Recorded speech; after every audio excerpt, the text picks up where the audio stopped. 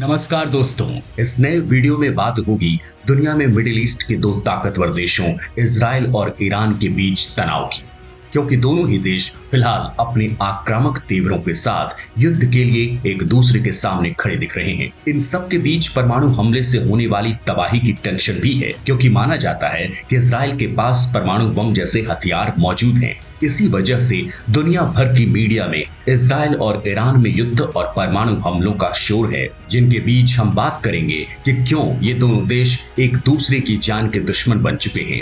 Middle east के उस geopolitical reason को समझने की कोशिश करेंगे जिसकी वजह से दो देशों का टकराव युद्ध के मुहाने पर आ गया है। इस वीडियो में हम ये जानेंगे कि क्यों और कब से ईरान और इजराइल के बीच दुश्मनी कायम है। तो चलिए बात शुरू करते हैं ईरान इजराइल में तनाव की बड़ी वजहों की, जिसमें सबसे बड़ी वजह तो परमाणु हथियार ही है, जिसे लेकर दुनिया भर में आजकल खूब डर का माहौल है। रूस यूक्रेन युद्ध से लेकर चीन ताइवान और इजराइल ईरान के बीच तनाव तक, इन तीनों ही क्षेत्रों में एक देश के पास परमाणु बम है तो दूसरे के पास नहीं है। जिसके पास ये हथियार है वो दूसरे को इसकी धौंस दिखा रहा है, जैसे रूस यूक्रेन को, चीन ताइवान को और इजराइल ईरान को। लेकिन एक परमाणु संपन्न देश ये कोशिश भी करता है कि ये हथियार उसके दुश्मनों के हाथ न लगे। इजराइल भी यही कोशिश कर रहा है और सालों से कर रहा है। एक बार फिर जब दुनिया में इस बात की चर्चा है कि ईरान परमाणु हथियार बनाने के बिल्कुल करीब पहुंच चुका है, तो इजराइल उस पर हमले को उतावला दिख रहा है। और ईरान ने जब जब ये कोशिश की तब तब इजराइल ने खुफिया ऑपरेशन को अंजाम दिया। फाइटर एयरक्राफ्ट और मिसाइलों के जरिए ईरान के भीतर घुसकर उसके न्यूक्लियर तैयारियों को तहस नहस कर दिया। 2002 में पहली बार इजराइल को ईरान के न्यूक्लियर प्रोग्राम की खुफिया तैयारियों का पता चला था। इसके बाद तो उस पर कई हमले किए गए। इतना ही नहीं, इजराइल ने ईरान के न्यूक्लियर प्रोग्राम को लीड करने वाले उसके काबिल वैज्ञानिकों तक को नहीं छोड़ा। 2010 से लेकर 2012 तक ईरान के 4 बड़े परमाणु वैज्ञानिकों की हत्या की गई, जिसके आरोप इजराइल की इंटेलिजेंस सर्विस मोसाद पर लगे। नवंबर 2020 में ईरान के न्यूक्लियर प्रोग्राम के जनक कहे जाने वाले मोहसिन फकीरजदे की भी हत्या कर दी गई।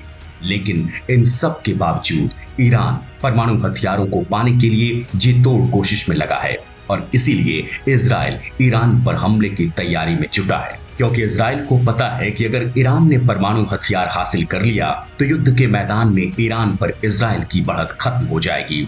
मिडिल ईस्ट में इकलौते परमाणु ताकत माने जाने वाले इजराइल का डर खत्म हो जाएगा। यहाँ ये समझना भी जरूरी है कि परमाणु बम भले ही विनाश का हथियार हो, लेकिन ये युद्ध को रोकने या टालने का काम भी करता है। इसे न्यूक्लियर वेपन का डेटरेंस कह सकते हैं, क्योंकि अगर दोनों ही दुश्मन देशों के पास न्यूक्लियर वेपन यानी एटम बम होंगे तो तबाही दोनों तरफ मचेगी। शायद इसीलिए तमाम आक्रामक बयानों के बावजूद आज तक चीन और अमेरिका ने युद्ध करने की नहीं सोची। यूक्रेन में युद्ध के मैदान में अमेरिका रूस के खिलाफ खुलकर सामने नहीं आ पाया।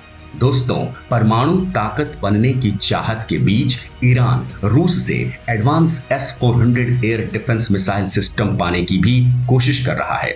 इससे भी इजराइल टेंशन में है। रूस की एडवांस S-400 मिसाइल सिस्टम पाने के बाद ईरान पर मिसाइल अटैक कर पाना इजराइल के लिए मुश्किल हो जाएगा। ये तो हुई इजराइल और ईरान के बीच तनाव की बड़ी और ताजा वजहें। लेकिन अब बात करते हैं सबसे बड़ी वजह जहां से रिश्ते बिगड़ने की शुरुआत हुई। इजराइल और ईरान के बीच आज जो संबंध है हमेशा ऐसे नहीं थे। साल 1947 में यूएन से प्रस्ताव पारित होने के बाद ब्रिटेन की वजह से फिलिस्तीन का बंटवारा हुआ और इजराइल देश वजूद में आया, जिसने मई 1948 में खुद को एक स्वतंत्र राष्ट्र घोषित कर दिया। इसकी कहानी भी दिलचस्प है, उसकी चर्चा हम किसी और वीडियो में जरूर करेंगे। लेकिन फिलहाल बात इजराइल ईरान के बिगड़े हुए संबंध की, जिसकी शुरुआत 1979 के बाद हुई, क्योंकि उससे पहले ईरान में मोनार्की यानी राजशाही थी, जिसके इजराइल के साथ बहुत अच्छे ताल्लुकात थे।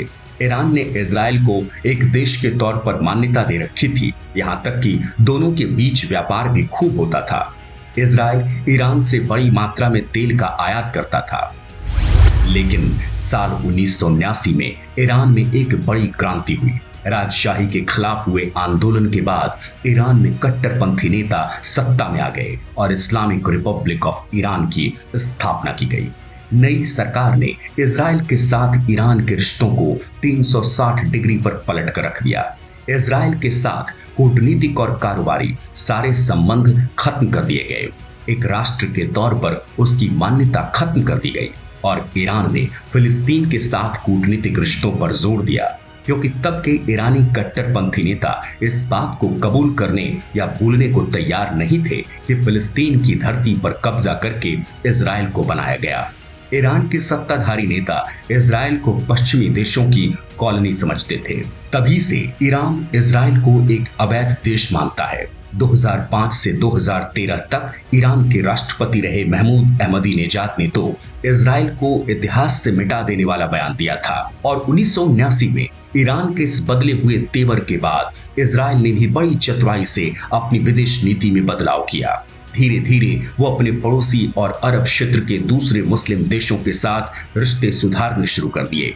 खासकर जब इराक ईरान युद्ध के बाद ईरान कमजोर पड़ने लगा तो इजराइल ने मिस्र, सऊदी अरब, संयुक्त अरब अमीरात जैसे सुन्नी बहुल देशों के साथ अपने रिश्ते मजबूत किए और शिया बहुल देश ईरान को अलग थलग करने की नीति पर आगे बढ़ने लगा। अमेरिका से हथियार पाने की चाहत में दूसरे अरब देश भी इजराइल से रिश्ते मजबूत करने लगे। यानी अमेरिका के भरोसे इजराइल के लिए ईरान को आइसोलेट करने का काम आसान होता गया और यही वजह है कि फिलिस्तीन में एक के बदले 10 बम गिराने के बावजूद दूसरे अरब मुल्कों ने इजराइल के एक्शन पर अपनी आंखें मूंदे रखी। इजराइल ने शिया सुन्नी विवाद का फायदा उठाकर बाकी के अरब देशों और ईरान को एक दूसरे के खिलाफ इस्तेमाल किया। दरअसल ईरान, तुर्की, सऊदी अरब और इजराइल ये सभी देश मिडिल ईस्ट के क्षेत्र में अपनी बादशाहत चाहते हैं और ये पूरा संघर्ष उसी का नतीजा है। इसी संघर्ष के बीच साल 2011 में सीरिया में गृह युद्ध की शुरुआत हुई, जिसमें तानाशाह हुकूमत के खिलाफ विद्रोही गुट की लड़ाई हो रही थी। तब बशर अल असद सरकार के खिलाफ लड़ाई में अमेरिका जैसा सुपर पावर देश भी कूद पड़ा, लेकिन असद के समर्थन में रूस की सेना भी पहुंच गई। यहाँ ईरान की भी एंट्री होती है, जिसने रूस की तरह असद सरकार को समर्थन दिया और न सिर्फ राजनीतिक तौर पर बल्कि आर्थिक और सैन्य तौर पर भी।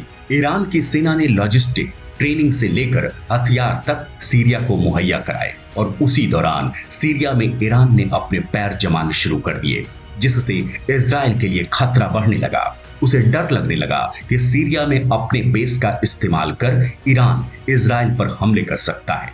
इसी डर के चलते इजराइल ने सीरिया में मौजूद ईरान के बेस पर कई हवाई हमले किए और आज भी कर रहा है, जिसमें अब तक कई ईरानी सेना के सलाहकारों की मौत हो चुकी है। इजराइल ने कई बार दोहराया कि वो सीरिया में ईरान को सैनिक अड्डे नहीं बनाने देगा जिनका इस्तेमाल इजराइल के खिलाफ किया जा सकता है। इसीलिए सीरिया में जैसे जैसे ईरान की मौजूदगी बढ़ रही है, वैसे वैसे ईरानी ठिकानों पर इजराइल के हमले भी तेज होते जा रहे हैं। ईरान हमेशा फिलिस्तीन विवाद की वजह से इजराइल के वजूद को नकारता रहा है। हालांकि दोनों देशों के बीच कभी कोई सीधी जंग तो नहीं हुई, लेकिन इजराइल और पश्चिमी देशों के कई एक्सपर्ट मानते हैं कि ईरान इजराइल के खिलाफ लड़ रहे कई आतंकी संगठनों का समर्थन करता है। मतलब एक तरह से इजराइल के खिलाफ प्रॉक्सी वॉर लड़ता है और इस साजिश को अंजाम देने में सीरिया ईरान के लिए एक बेस बन चुका है। ये माना जाता है कि सीरिया में ईरान की एंट्री दरअसल इजराइल के करीब पहुंचने की स्ट्रेटजी का हिस्सा थी, क्योंकि इसी के बाद इजराइल के चारों ओर मौजूद देशों में तमाम आतंकी संगठनों को भी ईरान ने सपोर्ट किया और वो भी हथियारों के साथ, चाहे वो यमन में मौजूद शिया हुत्ती विद्रोही हो या लेबनान में लड़ रहे दूसरे शिया संगठन हिजबुल्लाह, सीरिया इराक में मौजूद आतंकी हों या गाजा पट्टी के इलाके पर कंट्रोल रखने वाला हमास। इजराइल का आरोप है कि ईरान की सेना इन संगठनों को हथियारों की मदद करती है, जिससे इजराइल पर आए दिन अटैक होते रहते हैं। इन आरोपों से जुड़े सबूत भी कई बार सामने आ चुके हैं, जब यमन के हुती विद्रोहियों को भेजे गए हथियारों की बड़ी खेप को समुद्र में अमेरिका और इजराइल की ओर से पकड़ लिया गया। ईरान की इन्हीं नीतियों की वजह से इजराइल अपने वजूद के लिए ईरान को बड़ा खतरा मानता है। और इसराइल के साथ साथ अमेरिका भी ईरान को दुनिया का बड़ा टेररिस्ट स्पॉन्सर कंट्री मानता है।